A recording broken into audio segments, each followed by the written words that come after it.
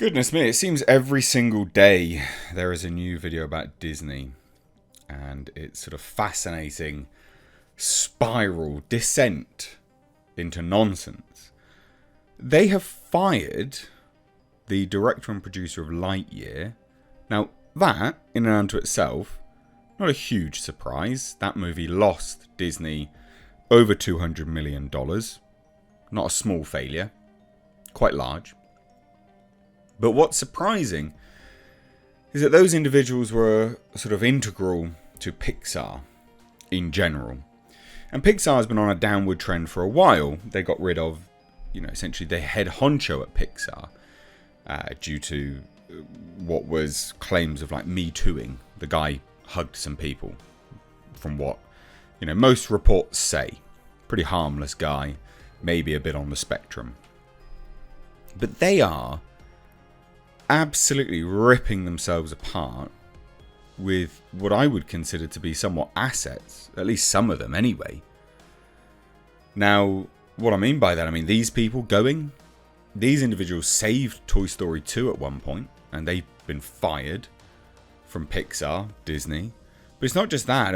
You got rid of Ike Perlmutter, a chap who, at a time when your company is bleeding money, is the most frugal out of you all, and was telling you guys you need to downsize budgets. You need to downsize budgets. They're too big. We're not generating enough income from it. Downsize the budgets. And then they just fired him. You are bleeding and ripping yourself apart from what I would consider to be assets of a business. Creative assets or financial assets, whatever you want to look at it. Crazy stuff. So let's take a look at this. And like I said, it's almost like every single day there's another, another loop in that spiral down of Disney nonsense. It's crazy. It's fascinating to watch. It does become a little bit repetitive, but I'm sure equally so you guys that are watching these videos are as fascinated as I am, because it is almost like Disney is just killing itself. So, Reuters is reporting that Pixar has eliminated 75 positions within the company, including the executives responsible for last year's Lightyear. Now, that's not a surprise. Again, that movie lost them somewhere in the region of $200+ million. It's a lot of money. It was one of the biggest financial failures of last year. In fact, Disney held the position of 3 of the biggest financial losses of last year. Now, this 75 position business is all part of them trying to downsize and, basically they just have to save money because they have to save money. They're not getting a lot of money anymore, right? They are producing flops. They're not getting the return on investment from their movies. They've just released The Little Mermaid. That's another financial flop at this point in time. Hasn't broken even yet. Loads of people are crying and coping about it. It's bizarre. Basic mathematics tells you it's just not broken even. They are not doing particularly great. Their budgets are too high at the end of the day. Now, Lightyear was released last year. Mostly positive reviews from critics. But yeah, it was a financial flop. So it was made $226 million. Well, it took $226 million. But it had a $200 million budget. Now they're saying it's a rare flop. It's not a rare flop. It's a rare flop for Pixar. But Pixar have been going downhill rapidly since they got rid of the previous head of Pixar. So, yeah, not a massive surprise. Elemental, in fact, that's set to be another flop this year for Disney Pixar. Elemental was looking like it's going to open to about $40 million. That's woeful.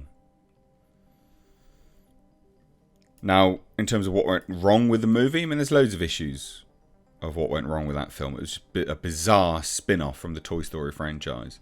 Chris Evans was the voice, not Tim Allen. Tim Allen seemed pretty annoyed about that as well. Just weird.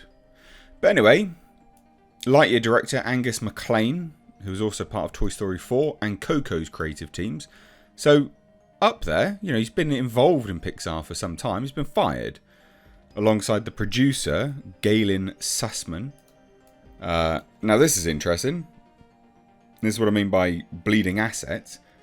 Galen Sussman was part of Pixar since Toy Story, the original, in 1995. They also got rid of Pixar's vice president of worldwide publicity. Not a massive position, to be fair. It's more gusto than sort of substance. Michael Agelneck is gone from the studio, so they're just ripping themselves apart. Now they say this, the news is particularly surprising as Sussman is often credited with saving Toy Story 2 after it was mistakenly deleted. What? And then McClane, 28 years at the studio. More than 70 executives dropped during the round of layoffs. Big changes for Pixar. Real big changes.